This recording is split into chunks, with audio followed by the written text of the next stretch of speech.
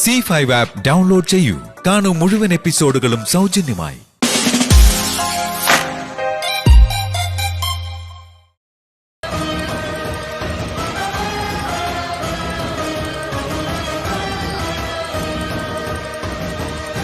അച്ഛനില്ലാന്ന് പറഞ്ഞ മരിച്ചു പോയതാണോ അതോ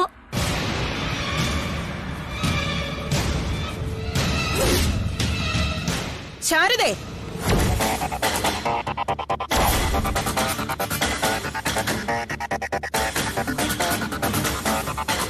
ശാരദേ, ശാരദേ, ഇവിടെ ആരും ഇല്ലേ?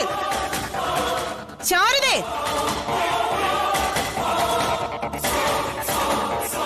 ശാരദേ, ശാരദ ഇല്ലേന്ന്? ഇങ്ങോട്ട് ഇറങ്ങി വരാൻ.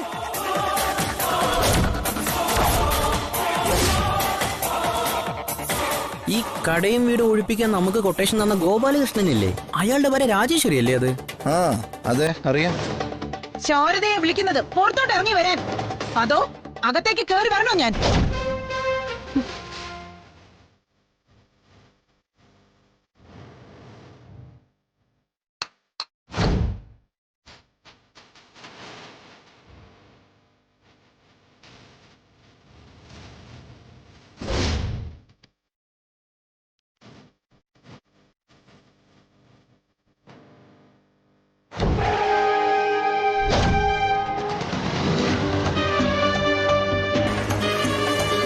നിങ്ങൾക്ക് എന്താ ഇവിടെ കാര്യം?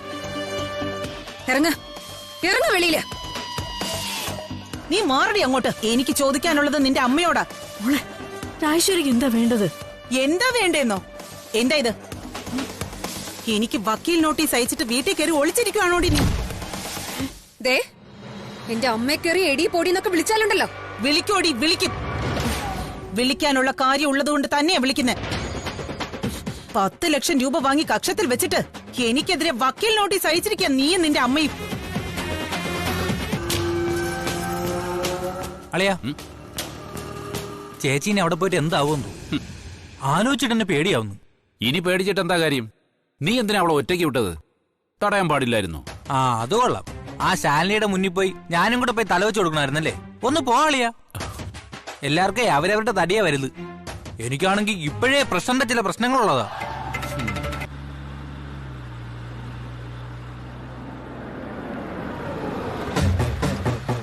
അതാ വന്നെന്ന് തോന്നുന്നു.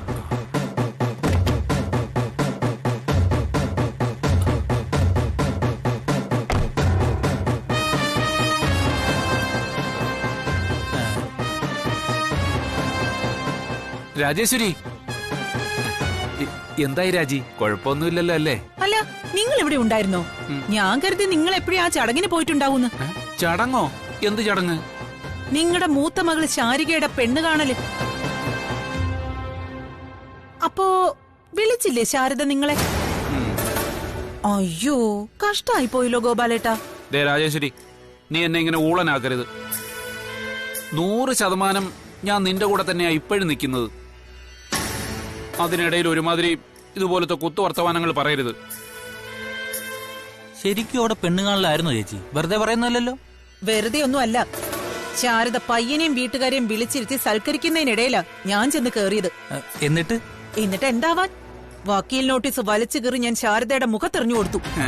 കല്യാണാലോചന എന്തായാലും കോളാവാനാ സാധ്യത. ആ ചെറുക്കം വീട്ടുകാരിനി ആ നാട്ടിലേക്കേ വരില്ലെന്ന് ഉറപ്പാ. നന്നായി. ഞാൻ കൂടെ അങ്ങോട്ട് വരാത്തത് വലിയ നഷ്ടമായി പോയല്ലേ? അതെ അതെ, വലിയ നഷ്ടാ. ദേ, എന്നെ കൊണ്ടൊന്നും പറയിപ്പിക്കരുത്. അതെ, വീണ്ടും വീണ്ടും ഞാൻ പറയുവാ, മക്കളും മരുമക്കളും കൊച്ചുമക്കളും ഒക്കെ ആയിട്ട് അവിടെ തന്നെ കൂടാൻ ആ ശാരദയുടെ പ്ലാൻ.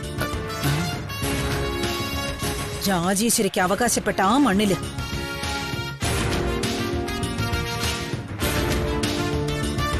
എന്റെ ഈ കൊക്കില് ജീവനുണ്ടെങ്കിൽ ഞാൻ അതിനവരെ അനുവദിക്കില്ല. നിങ്ങളുടെ ആ സത്യഭാമയുടെ മകനെയല്ല, വേണമെങ്കിൽ ബോംബെ നാളെ ഇറക്കും ഞാൻ. ചോര കണ്ടാൽ അറയ്ക്കാത്ത ഹിന്ദിക്കാരന്മാരെ. അവരുടെയൊക്കെ മുൻപിൽ നിങ്ങളുടെ ഇവിടുത്തെ ലോക്കൽ ഗുണ്ടകളെല്ലാം അശുവ, വെറും കൃമികീടങ്ങൾ.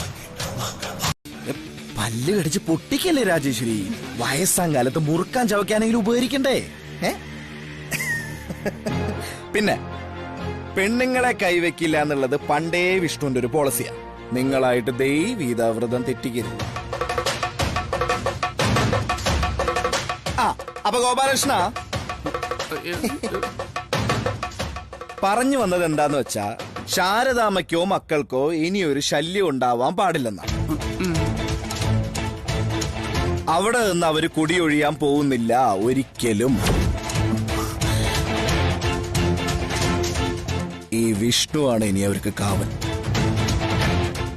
ഇനി അതല്ല, കുടിയൊഴിപ്പിക്കലിനൊരു ശ്രമമുണ്ടായി എന്നറിഞ്ഞാൽ ഈ വിഷ്ണുവിന്റെ ദശാവതാരം നിങ്ങൾ കാണും. താങ്ങില്ല ഗോപാലകൃഷ്ണ നിങ്ങളത്, കേട്ടാ?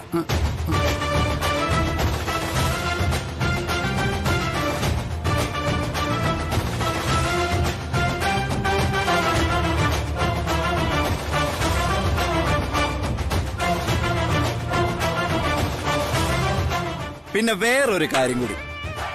കുടുംബശ്രീ ഹോട്ടലിന്റെയോ വീടിന്റെയോ മീതെ ഒരു തേങ്ങ വീണോട് പൊട്ടിയാ പോലും ഇനി നിങ്ങൾ ഗോപാലകൃഷ്ണനാണ് ഉത്തരവാദി. ഇനിയിപ്പോ അങ്ങനെ എന്തെങ്കിലും ഉണ്ടായാൽ ഈ വിഷ്ണു വീണ്ടും ഒരു വരവോടി വരും. വരുത്തിക്കരുത് നിങ്ങൾ.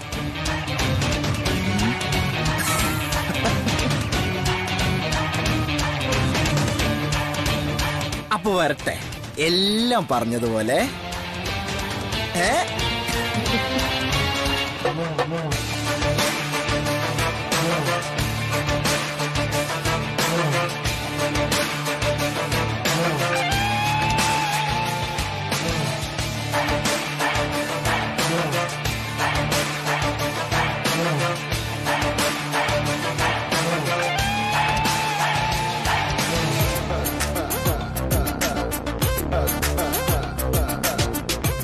എടോ, സ്വന്തം ഭാര്യ 3 പെൺമക്കളെയും പെരുവഴിയിലേക്ക് ഇറക്കി വിടാൻ കൊട്ടേഷൻ കൊടുക്കുന്ന താനൊക്കെ ഒരു മനുഷ്യനാണോടോ?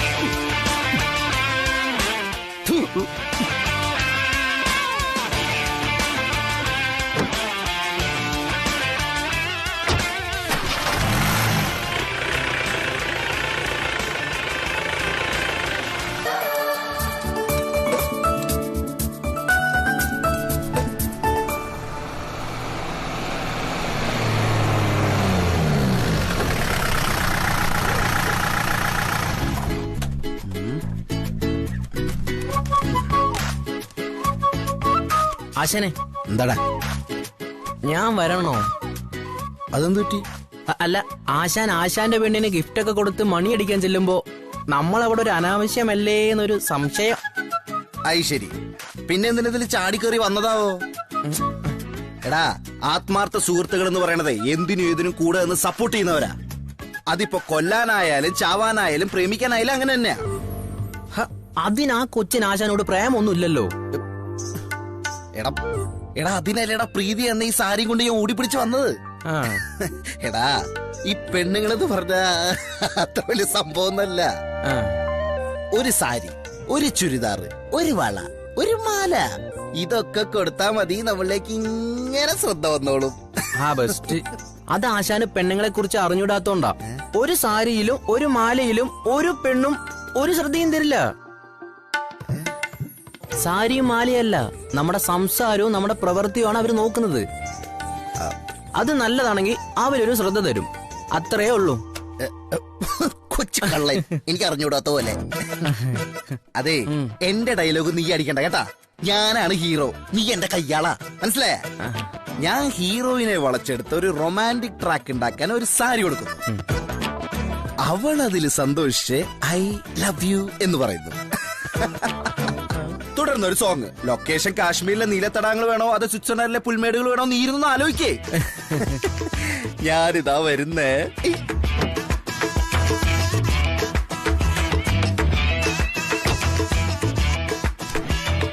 വല്ലോ നടന്നാ മതിയായിരുന്നു. ഇനിയെങ്കിലും ഈ വീട്ടിൽ തന്നെ ഇങ്ങനെ കുറ്റിയടിച്ചിരിക്കാതെ വല്ലപ്പോഴും പുറത്തോട്ടൊക്കെ ഒന്ന് ഇറങ്ങി അന്വേഷിക്കണം. അപ്പോഴറിയാം മകന്റെ മാഹാത്മ്യം എന്താണെന്ന്.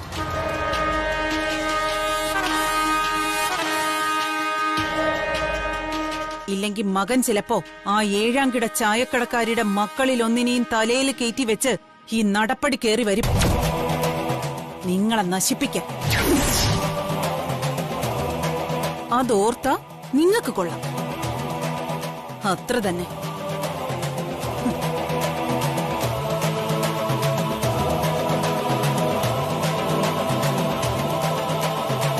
രാജേശ്വരി നിൽക്ക.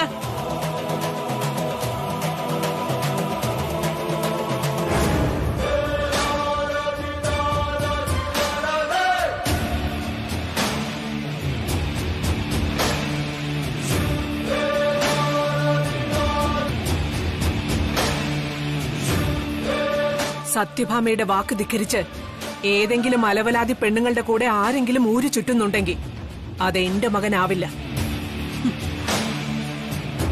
മകനാണെന്നത് സത്യഭാമയങ്ങ് മറക്കൂന്ന് ചുരുക്കം.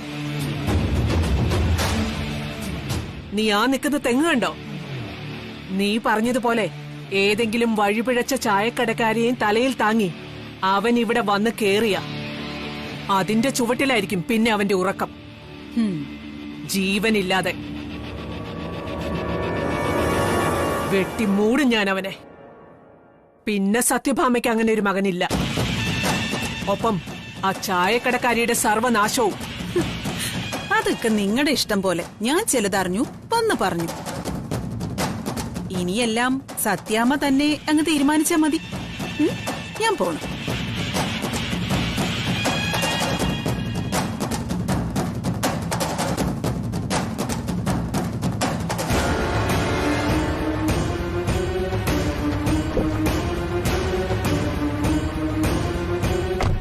നീ വണ്ടി എടുക്ക.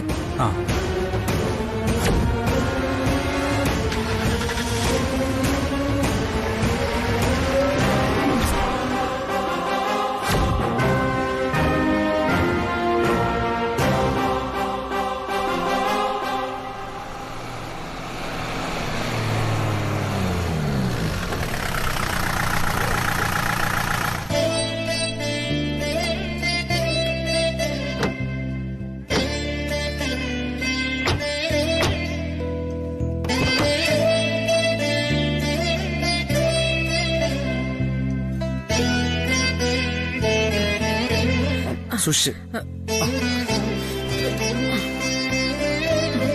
വേദന ഉണ്ടമ്മേ?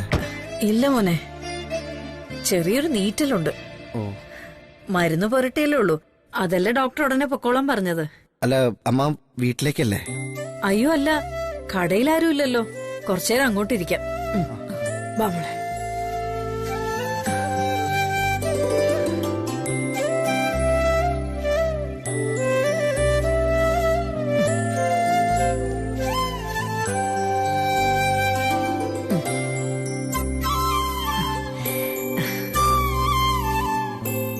നിങ്ങളോടൊക്കെ എങ്ങനെയാ നന്ദി പറയണ്ടേന്ന് അറിയില്ല.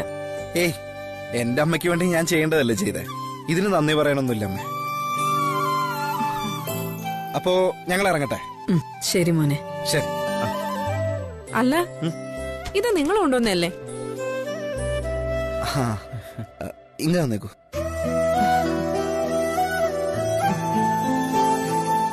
ഇത് ശാരദാമ്മയ്ക്കുള്ളതാ. എന്റെ വക ചെറിയൊരു ഗിഫ്റ്റ്. അയ്യോ മോനെ, എനിക്കെന്തിനാ ഇതൊക്കെ? ഏയ്, മറ്റൊന്നും വിചാരിക്കണ്ട. ഇത് എന്റെ ഒരു സമ്മാനമാണെന്ന് കരുതിയാ മതി. ഇത് ഞാൻ എന്റെ ഒരു ഫ്രണ്ടിന്റെ സഹോദരിയുടെ വിവാഹത്തിന് കൊടുക്കാൻ കരുതിയിരുന്നതാ. ആ മുഹൂർത്തമൊക്കെ കഴിഞ്ഞു. ഇനിയിപ്പോ അങ്ങോട്ട് പോകുന്നില്ല. പിന്നീട് വേറെന്തേലും വാങ്ങിക്കൊടുക്കാം. തൽക്കാലം എന്റെ തൃപ്തിക്ക് ഇത് ശാരദാമ്മയുടെ കയ്യിലിരിക്കട്ടെ. അന്നം ഊട്ടുന്ന ശാരദാമ്മയുടെ കൈകൾക്ക് അന്നം കഴിക്കുന്ന ഒരാളുടെ സമ്മാനം. അത്ര.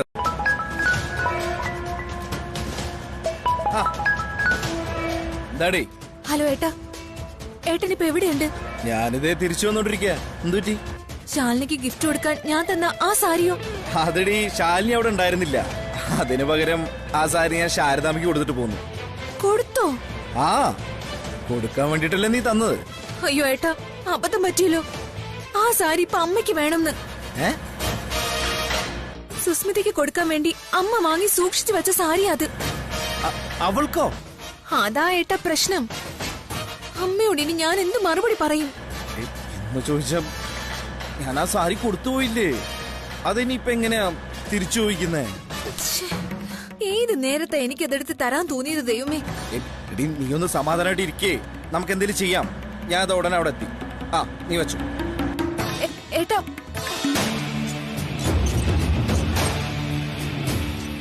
നീ ഇതെവിടെയായിരുന്നു? ഞാന് ഇങ്ങനെ പിരിവിനൊക്കെ ആയിട്ട്. പിരിവിന് പോയത് സത്യഭാമയ്ക്ക് വേണ്ടിയാണോ അതോ മറ്റാർക്കെങ്കിലും വേണ്ടിയോ?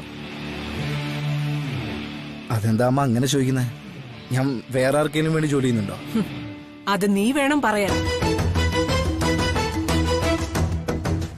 കുറച്ചു നാള് മുമ്പ് ഒരു ഗോപാലകൃഷ്ണന് വേണ്ടി ഒരു ജോലി ഏറ്റിരുന്നു നമ്മൾ.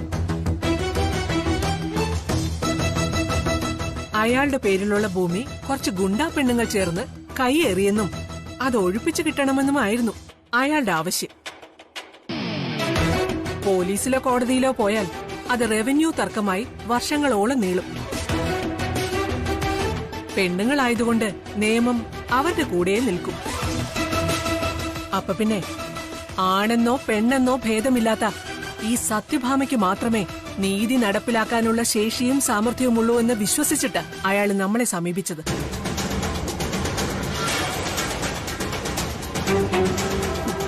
ഞാൻ ആ ജോലി നിന്നെ ഏൽപ്പിക്കുകയും ചെയ്തു. പക്ഷേ അത് നടന്നില്ല. എന്തുകൊണ്ട്?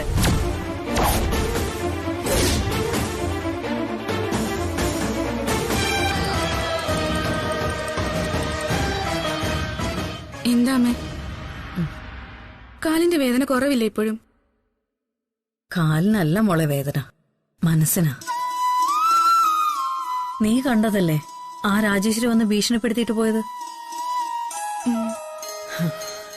എന്തായാലും ഞാനൊരു തീരുമാനം എടുത്തു, ഇതങ്ങനെ വെച്ച് നീട്ടിയിട്ട് കാര്യമില്ലെന്ന്. ഉടനെ ഒരു പരിഹാരം കണ്ടേ പറ്റൂ. എന്ത് പരിഹാരം?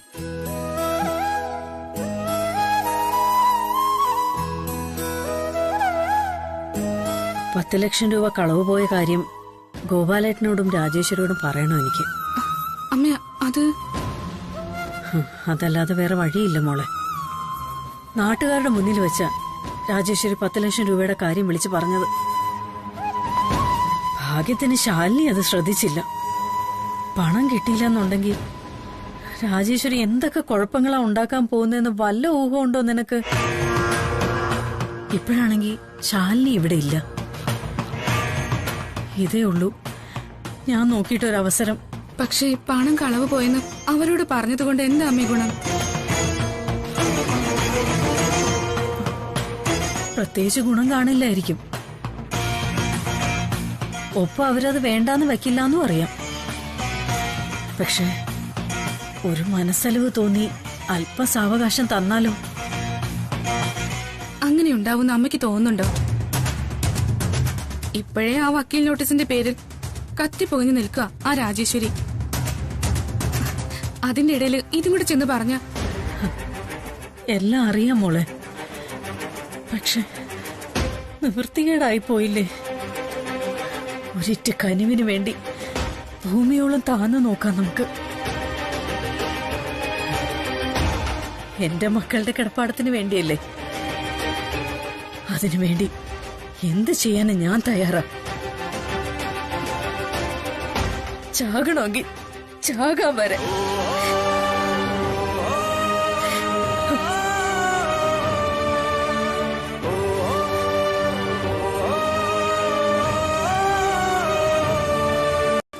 നിന്നോട് ഞാൻ പറഞ്ഞത് ഓർമ്മയുണ്ടല്ലോ, ഇനി ഒരു സാവകാശമില്ല, ഇത് നിന്റെ ലാസ്റ്റ് ചാൻസ് ആണെന്ന്. പക്ഷേ അന്ന് നീ അതിന് പുല്ലുവിലയെ കൊടുത്തുള്ളൂ. അതാണ് ഇങ്ങനെയൊക്കെ സംഭവിച്ചത്. ഞങ്ങൾ 10 ലക്ഷം രൂപ നിനക്ക് തന്നത് സത്യമാണ്. അതിന് നിന്റെ മകൾ ഉൾപ്പെടെ സാക്ഷിയുമാണ്. ഈ പറയുന്നതല്ലാതെ പണം നഷ്ടപ്പെട്ടെന്നുള്ളതിന് നിന്റെ കയ്യില് യാതൊരു തെളിവും വേറെയില്ല. അതുകൊണ്ട് ഇനി സാവകാശം തരാൻ ബുദ്ധിമുട്ടാണ്. ഒന്നുകിൽ 10 ലക്ഷം രൂപ നീ തിരിച്ചു തരണം, അല്ലെങ്കിൽ മുദ്രപത്രത്തിൽ ഒപ്പിട്ടിട്ട് വീടും സ്ഥലവും എഴുതി തന്ന് ഒഴിഞ്ഞു പോകണം. അതേ നടക്കൂ.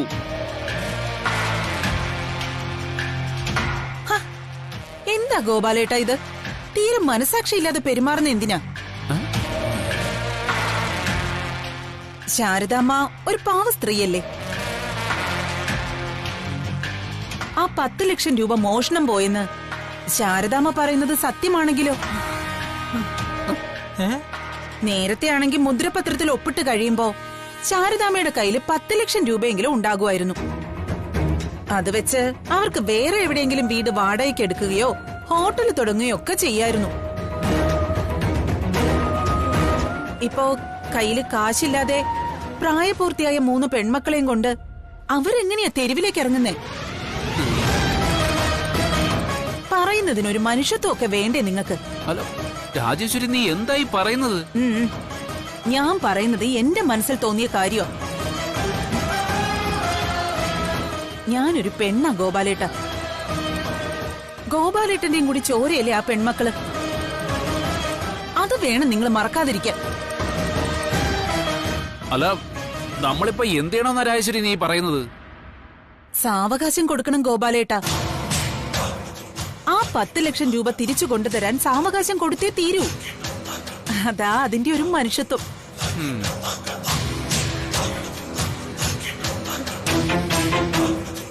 പുണ്യം കിട്ടും രാജേശ്വരി. ഇത് തന്നെയാ ഞാൻ ഇവിടെ വന്ന് ആവശ്യപ്പെടാനിരുന്നത്.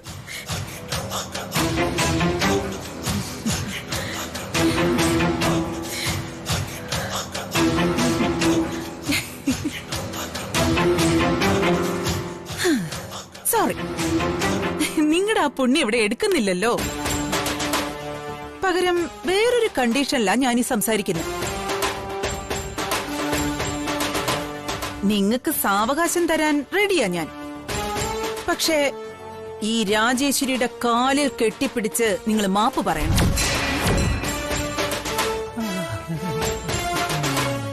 ഇതുവരെ ചെയ്തതെല്ലാം തെറ്റായിരുന്നു എന്ന് പറഞ്ഞ് കണ്ണീര് കൊണ്ട് എന്റെ കാല് കഴുകണം. എന്താ, തയ്യാറാണോ നിങ്ങള്?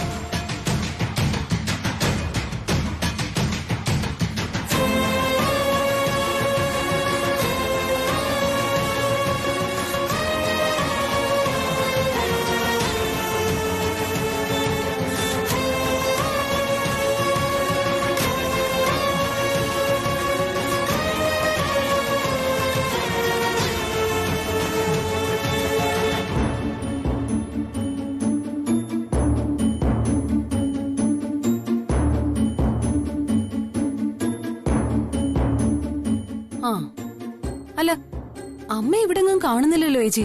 കടയിൽ നോക്കിയപ്പോ അവിടെയും ഇല്ല. ആരോടും പറയാതെ അമ്മ ഇതെങ്ങോട്ടാ പോയത്?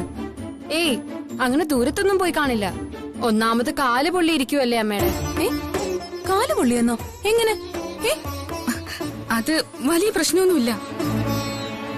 അടുക്കളയിൽ വെച്ച് വാർക്കൻ കഞ്ഞിക്കല എടുക്കുമ്പോ അബദ്ധത്തിൽ കൈ വഴുതിപ്പോയതാ. തിളച്ച കഞ്ഞിവെള്ളം കാലിൽ വീണു. എന്റെ ദൈവമേ! നീ പേടിക്കൊന്നും വേണ്ട ശാലിനി. അപ്പൊ തന്നെ ആശുപത്രി കൊണ്ടുപോയി മരുന്ന് വെച്ചു. സാരമായിട്ടൊന്നും ഇല്ല ഇപ്പോ. അല്ല, ചേച്ചിയല്ലേ പറഞ്ഞത് ശാന്തേച്ചിയുടെ വായ്പയുടെ കാര്യത്തിന് അമ്മ സൊസൈറ്റി പോയിട്ടുണ്ടാവൂന്ന്? കാല് പൊള്ളിയിരിക്കുമ്പോ ശാന്തേച്ചി അമ്മയെ കൊണ്ടുപോവോ? ഇല്ലല്ലോ. സത്യം പറ, അമ്മ എവിടെയാ പോയെന്ന് ശാരിയേച്ചിക്ക് അറിയില്ലേ? ചേച്ചി നിക്ക്.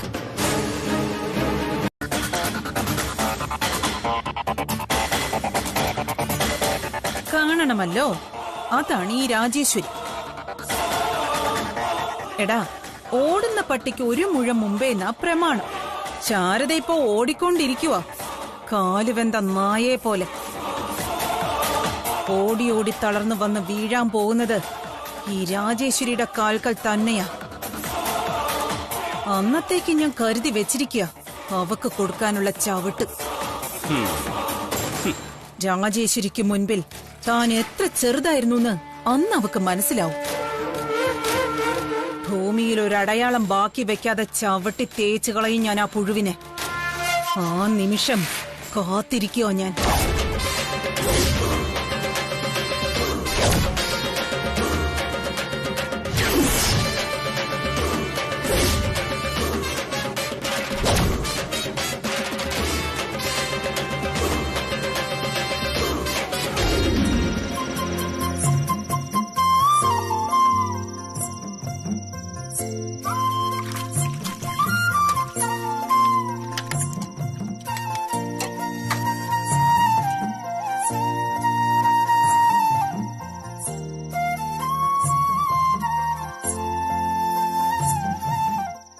കഴിഞ്ഞില്ലേ? ആ കഴിഞ്ഞു.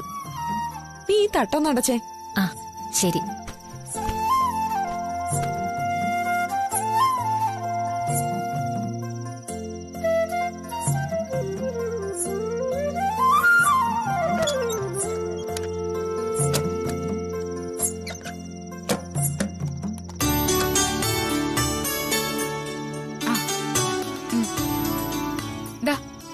അമ്മ എവിടെ മോളെ? അടുക്കള ഒതുക്കുക.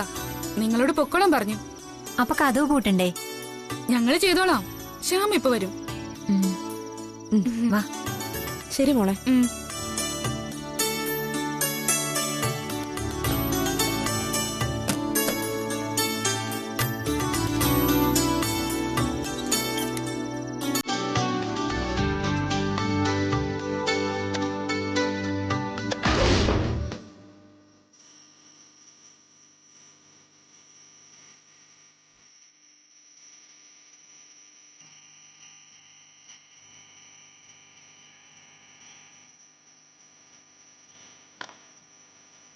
Hello, good evening.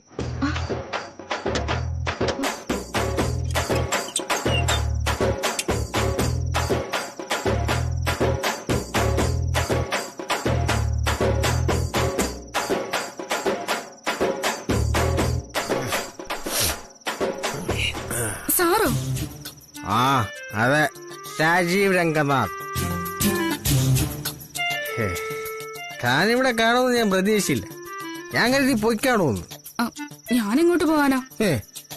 അല്ല, അന്ന് ഞാനിവിടെ ഭക്ഷണം കഴിക്കാൻ വന്നപ്പോ ഇയാളുടെ അനിയത്തി പറഞ്ഞു ഇനി ഇയാളുടെ കൈകൊണ്ട് അധികകാലം ഭക്ഷണം കഴിക്കാനുള്ള ഭാഗ്യം എനിക്കില്ലാന്ന്. ഇയാൾ എങ്ങോട്ടോ പോവുകയാണ്. അപ്പൊ പിന്നെ ഇങ്ങോട്ടുള്ള വരവങ്ങ് മതിയാക്കാന്ന് ഞാനും തീരുമാനിക്കും. അത്രയ്ക്ക് എനിക്കിങ്ങ് ഇഷ്ടപ്പെട്ടു പോയായിരുന്നേ. അല്ലേ, ഇയാളുടെ കൈപുണ്യം. അപ്പൊ അതുകൊണ്ടാണോ സാർ ഇങ്ങോട്ട് കഴിക്കാൻ വരാത്തത്? അങ്ങനെ പറയാം. ശാരികയില്ലാതെ എനിക്ക് എന്തോന്ന് കുടുംബശ്രീ. ഈ കുടുംബശ്രീയിലെ ശ്രീ പോയാലേ പിന്നെ കുടുംബം മാത്രമേ ബാക്കിയുള്ളൂ. രാത്രി ഇങ്ങോട്ട് കയറി വന്ന് സാഹിത്യം പറയല്ലേ സാറേ. വാ, എന്തെങ്കിലും കഴിക്കാം. സാറിന് നല്ല ക്ഷീണമുണ്ട്. അതിനിവിടെ ഭക്ഷണമൊന്നും ഇല്ലല്ലോ. പാത്രങ്ങളെല്ലാം കഴുകി വെച്ച് ശാരിക വാതിലടയ്ക്കാൻ വേണ്ടി വന്നേല്ലേ. മുൻപ് ഹോട്ടലിലെ ഭക്ഷണം തീർന്നിട്ട് സാറിന് ഇവിടെ നിന്ന് ഭക്ഷണം കിട്ടിയിട്ടുണ്ട്. എന്റെ വിഹിതം. അങ്ങനെയായിരുന്നു എല്ലാത്തിനും തുടക്കം. എന്നെ കുടുംബത്തിലൊരു അംഗമായി കരുതി ഒരാൾക്കുള്ള ഭക്ഷണം മാറ്റിവെക്കാന്ന് ശാരദാമ്മ പറഞ്ഞപ്പോ ഞാനും എന്തൊക്കെയോ പ്രതീക്ഷിച്ചു. അത് പക്ഷെ അവസാനിക്കുന്ന ഇങ്ങനെ ആവൂന്ന് കരുതിയില്ല. മൊത്തം ശോകമാണല്ലോ സാറിന്റെ സംസാരം. തൽക്കാലം സാർ വരണം, എന്തെങ്കിലും കഴിച്ചിട്ട് പോവാം. വാ. ZEE5 पर पूरे एपिसोड्स देखें बिल्कुल फ्री. अभी ऐप डाउनलोड करें.